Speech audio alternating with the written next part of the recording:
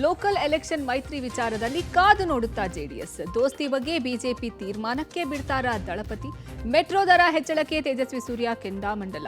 ಮೆಟ್ರೋದಲ್ಲಿ ಒಬ್ಳು ಬ್ಯಾಂಗಲ್ ಬಂಗಾರಿ. ಸೋಷಿಯಲ್ ಮೀಡಿಯಾದಲ್ಲಿ ವೈರಲ್ ಆಗಿದೆಯೇ ಆ ಯುವತಿ. ಸುಂದರವಾಗಿರೋ ಹುಡುಗಿ ನೋಡಿದ್ರೆ ಮನಸ್ಸು ವಿಚಲಿತ ಆಗುತ್ತಂತೆ. ಮಧ್ಯಪ್ರದೇಶ ಶಾಸಕ ಫೂಲ್ ಸಿಂಗ್ ಹೇಳಿಕೆಗೆ ಕೆರಳಿದ ಜನ.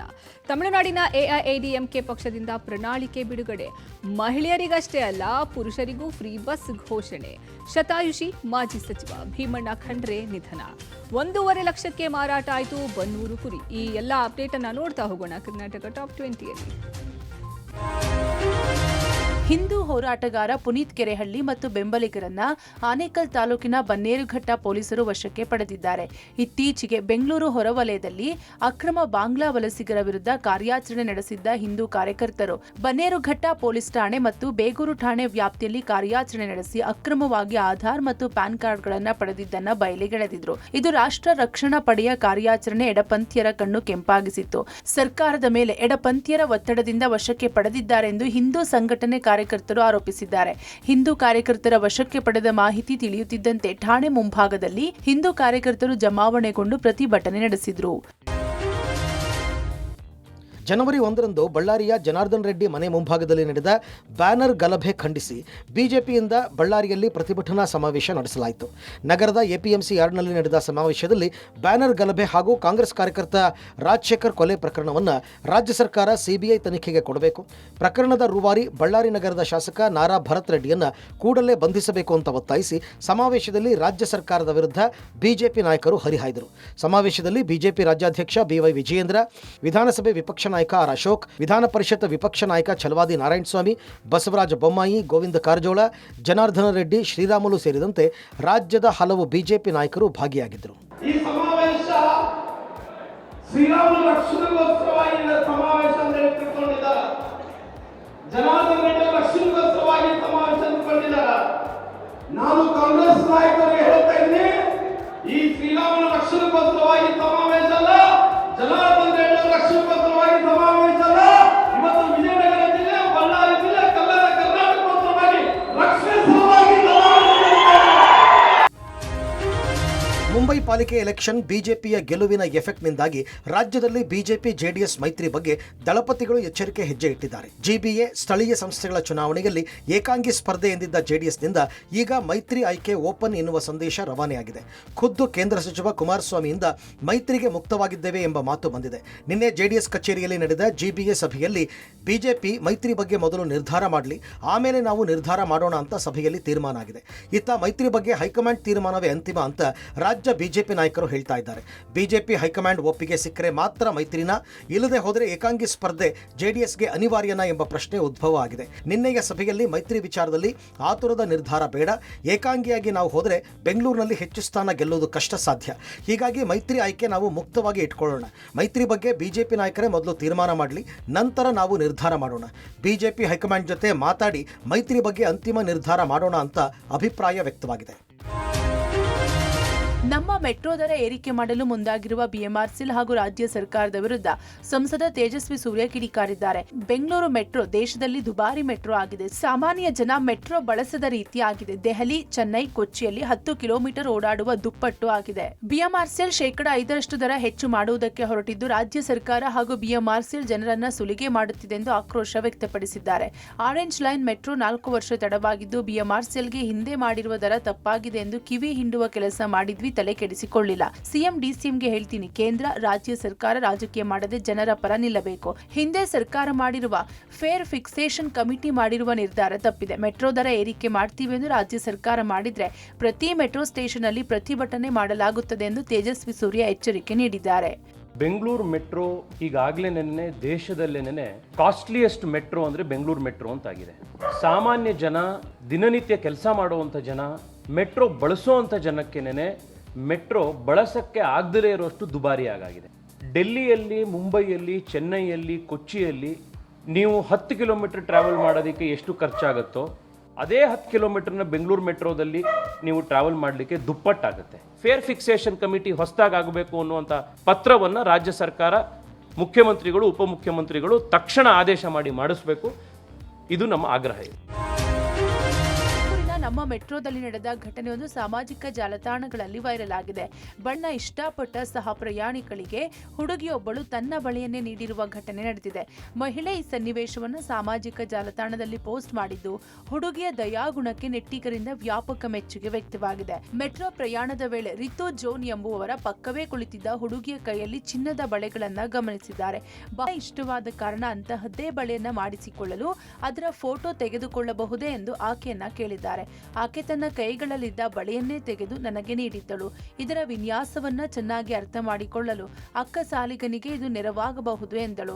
ಅವಳ ನಡೆಯಿಂದ ನಾನು ಆಶ್ಚರ್ಯಕ್ಕೆ ಒಳಗಾದೆ. ಈ ವೇಳೆಗೆ ಇದು ಬಂಗಾರದ ಬಳೆಯಲ್ಲ ಎಂದು ನಕ್ಕು ಆಕೆ ತಿಳಿಸಿದಳು.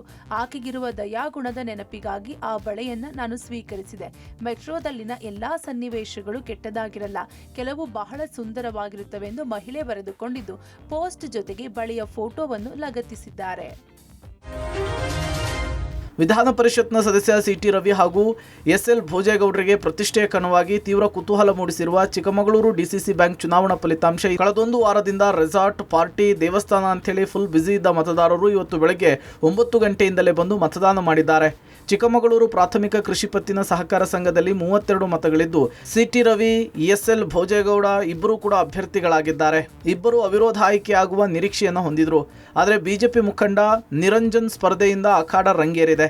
ಸಿಟಿ ರವಿ, ಭೋಜೇಗೌಡ, ನಿರಂಜನ್ ಮೂವರಲ್ಲಿ ಒಬ್ಬರು ಸೋಲಬೇಕು. ಹಾಗಾಗಿ ಸಿಟಿ ರವಿ, ಭೋಜೇಗೌಡ ಈ ಚುನಾವಣೆಯನ್ನು ಪ್ರತಿಷ್ಠೆಯಾಗಿ ತೆಗೆದುಕೊಂಡಿದ್ದಾರೆ.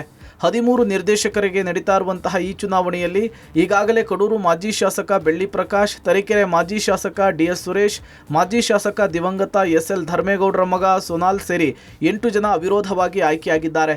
ಇನ್ನುಳಿದ 5 ಕ್ಷೇತ್ರಕ್ಕೆ ಚುನಾವಣೆ ನಡೀತಾ ಇದ್ದು, ಅಖಾಡದಲ್ಲಿ ಮುಖ್ಯವಾಗಿ ಸಿಟಿ ರವಿ, ಎಸ್ಎಲ್ ಭೋಜೇಗೌಡ, ಕಡೂರು ಶಾಸಕ ಕೆಎಸ್ ಆನಂದ್, ಮೂಡಿಗೆರೆ ಮಾಜಿ ಶಾಸಕ ಎಂಪಿ ಕುಮಾರಸ್ವಾಮಿ ಅಖಾಡದಲ್ಲಿದ್ದಾರೆ. ಡಿಸಿ ಬ್ಯಾಂಕಿನ ಸಹಕಾರ ಕ್ಷೇತ್ರದಲ್ಲಿರ್ತಕ್ಕಂಥ ಪ್ರತಿನಿಧಿಗಳು NDA ಮೈತ್ರಿಕೂಟವನ್ನು ಬೆಂಬಲಿಸಿದ್ದಾರೆ. ಅವರಿಗೆ ನಾನು ಅಭಿನಂದನೆಗಳನ್ನು ಸಲ್ಲಿಸ್ತೀನಿ, ಧನ್ಯವಾದಗಳನ್ನು ಸಲ್ಲಿಸಲಿಕ್ಕೆ ಬಯಸ್ತೇನೆ. ಇದೊಂದು ಸೇವಾ ಕ್ಷೇತ್ರ, ಇದು ಅಧಿಕಾರದ ಕ್ಷೇತ್ರ ಅಲ್ಲ. ಬಹುತೇಕ NDA 13ಕ್ಕೆ 13 ಕ್ಷೇತ್ರಗಳನ್ನು ಗೆದ್ದುಕೊಂಡಿದೆ. ಕಾರ್ಯಕರ್ತರಿಗೆ ಮತ್ತು ಮುಖಂಡರಿಗೆ ಕೃತಜ್ಞತೆಗಳನ್ನು, ಧನ್ಯವಾದಗಳನ್ನು ಸಲ್ಲಿಸ್ತೀನಿ. ಮಧ್ಯಪ್ರದೇಶದ ಕಾಂಗ್ರೆಸ್ ಶಾಸಕ ಪೂಲ್ ಸಿಂಗ್ ಬರಯ್ಯ ಎಂಬುವರ ವಿವಾದಾತ್ಮಕ ಹೇಳಿಕೆಯು ಮಧ್ಯಪ್ರದೇಶದಲ್ಲಿ ದೊಡ್ಡ ರಾಜಕೀಯ ಬಿರುಗಾಳಿಯನ್ನು ಹುಟ್ಟುಹಾಕಿದ್ದು, ಪ್ರಶ್ನಾತೀತವಾಗಿ ಮತ್ತು ಸಾಮಾಜಿಕ ಸಂಘಟನೆಗಳಿಂದ ತೀವ್ರ ಖಂಡನೆಗೆ ಗುರಿಯಾಗಿದೆ. ಸುಂದರವಾಗಿರುವ ಹುಡುಗಿಯನ್ನ ನೋಡಿ ಮನಸ್ಸು ವಿಚಲಿತವಾಗೋದ್ರಿಂದ ಅತ್ಯಾಚಾರದಂತಹ ಘಟನೆಗಳು ಸಂಭವಿಸುತ್ತವೆ ಅಂತ ಹೇಳುವ ಮೂಲಕ ಅತ್ಯಾಚಾರದ ಭೀಕರ ಕೃತ್ಯವನ್ನು ಸಮರ್ಥಿಸುತ್ತಿದ್ದಾರೆ. ಮುಂದುವರಿದು, ಪರಿಶಿಷ್ಟ ಜಾತಿ, ಪರಿಶಿಷ್ಟ ಪಂಗಡಗಳಲ್ಲಿ ಸುಂದರವಾದ ಮಹಿಳೆಯರು ಇಲ್ಲ, ಹೀಗಾಗಿ ಅವರ ಧರ್ಮಗ್ರಂಥಗಳಲ್ಲಿ ಬರೆಯಲ್ಪಟ್ಟಿರೋದ್ರಿಂದ ಅವರು ಅತ್ಯಾಚಾರಕ್ಕೆ ಒಳಗಾಗುತ್ತಾರೆ ಎಂದರು. ಒಬ್ಬ ವ್ಯಕ್ತಿಯ ಮಾನಸಿಕ ಸ್ಥಿತಿ ಏನೇ ಇರಲಿ, ರಸ್ತೆಯಲ್ಲಿ ನಡ್ಕೊಂಡು ಹೋಗುವಾಗ ಸುಂದರ ಹುಡುಗಿಯನ್ನು ನೋಡಿದ್ರೆ ಅವನ ಮನಸ್ಸು ವಿಚಲಿತಗೊಂಡು ಮಹಿಳೆಯ ಮೇಲೆ ಅತ್ಯಾಚಾರ ಎಸಗುವಂತೆ ಮಾಡುತ್ತದೆ ಅಂತ ಹೇಳಿದರು. ಶಾಸಕ ಪೂಲ್ ಸಿಂಗ್ ಹೇಳಿಕೆಗೆ ಭಾರೀ ವಿರೋಧ ವ್ಯಕ್ತವಾಗ್ತಾ ಇದೆ. ಈ ನಡುವೆ ಮಧ್ಯಪ್ರದೇಶ ಮುಖ್ಯಮಂತ್ರಿ ಮೋಹನ್ ಯಾದವ್ ಶಾಸಕರನ್ನ ವಜಾ ಮಾಡುವಂತೆ ಆಗ್ರಹಿಸಿದ್ದಾರೆ. ತಮಿಳುನಾಡಿನಲ್ಲಿ ಚುನಾವಣೆ ಕಾವು ಹೆಚ್ಚಾಗಿದೆ. ಈ ನಡುವೆ ಎಐಎಡಿಎಂಕೆ ಪಕ್ಷ ತನ್ನ ಚುನಾವಣಾ ಪ್ರಣಾಳಿಕೆ ಬಿಡುಗಡೆ ಮಾಡಿದ್ದು, ಜನರಿಗೆ ಭರ್ಜರಿ ಗಿಫ್ಟ್ ಘೋಷಣೆ ಮಾಡಿದೆ. ಕರ್ನಾಟಕದಲ್ಲಿ ಇರುವಂತೆ ಫ್ರೀ ಬಸ್ ಕೊಡೋದಾಗಿ ಹೇಳಿದೆ. ಆದರೆ ಕೇವಲ ಮಹಿಳೆಯರಿಗೆ ಮಾತ್ರವಲ್ಲ, ಎಲ್ಲರಿಗೂ ಬಸ್ನಲ್ಲಿ ಉಚಿತ ಪ್ರಯಾಣ ಅಂತ ಘೋಷಣೆ ಮಾಡಿದೆ. ಅಲ್ಲದೆ ಪ್ರತಿ ಕುಟುಂಬಕ್ಕೆ 1 ಮನೆ ಜೊತೆಗೆ ತಿಂಗಳಿಗೆ 2,000 ರೂಪಾಯಿ ಹಾಗೂ ಕುಟುಂಬದ ಓರ್ವ ಮಹಿಳೆಗೆ ಬೈಕ್ ನೀಡೋದಾಗಿ ತನ್ನ ಪ್ರಣಾಳಿಕೆಯಲ್ಲಿ ಎಐಎಡಿಎಂಕೆ ಘೋಷಣೆ ಮಾಡಿದೆ. ವಯೋಸಹಜ ಕಾಯಿಲೆಯಿಂದ ಶತಾಯುಷಿ ಭೀಮಣ್ಣ ಖಂಡ್ರೆ ನಿಧನರಾಗಿದ್ದಾರೆ. 103 ವರ್ಷದ ಭೀಮಣ್ಣ ಖಂಡ್ರೆ ಸ್ವಗೃಹದಲ್ಲಿ ನಿಧನರಾಗಿದ್ದು, ಭಾಲ್ಕಿ ಕ್ಷೇತ್ರದಿಂದ ಸತತ 4 ಬಾರಿ ಶಾಸಕರಾಗಿದ್ದ ಭೀಮಣ್ಣ ಖಂಡ್ರೆ 1 ಬಾರಿ 2 ವರ್ಷಗಳ ಕಾಲ ಸಾರಿಗೆ ಸಚಿವರಾಗಿ ಸೇವೆ ಸಲ್ಲಿಸಿದ್ದಾರೆ. ಇವರು 3 ಗಂಡು ಮಕ್ಕಳು, 5 ಹೆಣ್ಣು ಮಕ್ಕಳನ್ನಾಗಲಿದ್ದು, ಹಿರಿಯ ಮಗ ವಿಜಯ್ ಕುಮಾರ್ ಖಂಡ್ರೆ 2 ಬಾರಿ ಶಾಸಕರಾಗಿದ್ದು, ಈಶ್ವರ್ ಖಂಡ್ರೆ ಸತತ 4 ಬಾರಿ ಶಾಸಕರಾಗಿ ಆಯ್ಕೆಯಾಗಿದ್ದು, ಇನ್ನೊಬ್ಬ ಮಗ ಅಮರ್ ಖಂಡ್ರೆ ಡಿಸಿಸಿ ಬ್ಯಾಂಕ್ನ ಅಧ್ಯಕ್ಷರಾಗಿದ್ದಾರೆ. ವೀರಪ್ಪ ಮೊಯ್ಲಿ ಕ್ಯಾಬಿನೆಟ್ನಲ್ಲಿ ಸಾರಿಗೆ ಸಚಿವರಾಗಿ ಕಾರ್ಯನಿರ್ವಹಿಸಿದ ಭೀಮಣ್ಣ ಖಂಡ್ರೆ ಚನ್ನಬಸವ ಪಟ್ಟದೇವರ ಜೊತೆಗೆ ಕೈ ಜೋಡಿಸಿ ಗಡಿ ಭಾಗದಲ್ಲಿ ಕನ್ನಡ ಸಾಮಾಜಿಕ ಕೆಲಸಗಳನ್ನು ಮಾಡಿದ್ರು. ಅನುಭವ ಮಂಟಪವನ್ನು ನಿರ್ಮಾಣ ಮಾಡಿ ಜಿಲ್ಲೆಯ ರೈತರಿಗಾಗಿ ಕಾರಂಜಾ ಜಲಾಶಯ ನಿರ್ಮಾಣದಲ್ಲೂ ಕೂಡ ಭೀಮಣ್ಣ ಖಂಡ್ರೆ ಪ್ರಮುಖ ಪಾತ್ರ ವಹಿಸಿದ್ರು. ಯಾರಾದರೂ ಮನೆಗೆ ಬಂದು ಅಪ್ಪ ಈ ಸಮಸ್ಯೆ ಇದೆ ಅಂದರೆ ಅದು ಸಮಸ್ಯೆ ಆಗೋದಿದ್ರೆ ನೇರವಾಗಿ ಹೇಳೋರು, ಆಗ್ತದೆ ಅಂತ ಹೇಳೋರು, ಆಗಲ್ಲ ಅಂದರೆ ಆಗಲ್ಲ ಅಂತ ಹೇಳೋರು. ಅಂತ ನೇರ ನಿಷ್ಠುರವಾದಂಥ ರಾಜಕಾರಣಿ ಅಪ್ಪಾಜಿಯವರು. ಅಪ್ಪಾಜಿಯವ್ರ ಬಗ್ಗೆ ಎಷ್ಟು ಮಾತಾಡಿದ್ರು ಕೂಡ ಕಮ್ಮಿ ಆಗ್ತದೆ. ಅಪ್ಪಾಜಿಯವ್ರ ಬಗ್ಗೆ ಮಾತಾಡೋಕ್ಕೆ ಶಬ್ದಗಳು ಸಾಕಾಗೋದಿಲ್ಲ. ಇವತ್ತು ಅಪ್ಪಾಜಿಯವರು ರಾಜಕಾರಣದಲ್ಲಿ ನಾನು ಅವ್ರು ಕೇಳಿದ್ದೀನಿ, ಎಷ್ಟೋ ಸಾರಿ ಹೇಳಿದ್ರು, ನಮ್ಮ ಹಿರಿಯರೆಲ್ಲ ಹೇಳ್ತಿದ್ರು, ನಮ್ಮ ಅಪ್ಪಾಜಿ ಅವರ ಅಪ್ಪಾಜಿರು ಹೇಳ್ತಿದ್ರು, ವಿಮಾನ ಹಾಕೊಂಡ್ರೆ ಅಂದರೆ ನೇರ ನಿಷ್ಠುರ ವ್ಯಕ್ತಿ. ಇವತ್ತು ಅಪ್ಪಾಜಿ ಜನಕ್ಕೆ ಹಾಕೊಂಡು ತುಂಬ ತುಂಬ ತುಂಬ ಅನಾಥರಾಗಿದ್ವಿ ನಾವೆಲ್ಲ. ಇವತ್ತು ಏನು ಹೇಳ್ಕೊಳಕ್ಕಾಗಲ್ಲ, ಮಾತಾಡ್ತಾರೆ.